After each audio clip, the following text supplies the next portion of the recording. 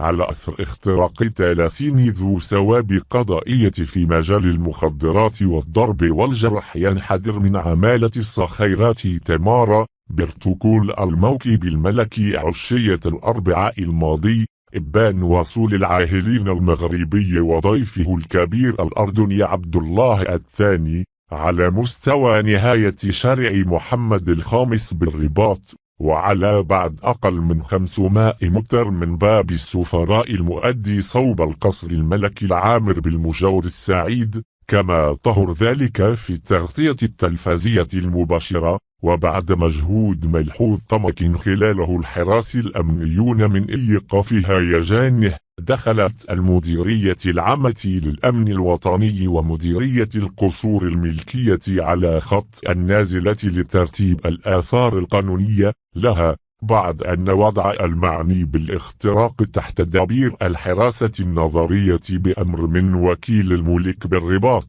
هذا وقد فتحت ولاية أمن الرباط بإشراف الإدارة العامة للأمن الوطني تحقيقا مواسعا مع مسؤولين أمنيين بالمنطقة الأمنية الثانية حسان أكدال وعناصر أخرى خارج المنطقة نظرا للأخطاء المهنية الجسيمة التي ارتكبوها، سيما وأن الموكب يتشكل من ملكين والحدث يعود هاما. وقد عرفت العاصمة قبل أسبوعين تغييرا وصف بالجدري والنوع تاريخيا، بعد أن أقدم الحموشي على تغيير فرق أمنية بأكملها من أجل ضخ دماء جديدة بعد ضبط العديد من الاختلالات المهنية.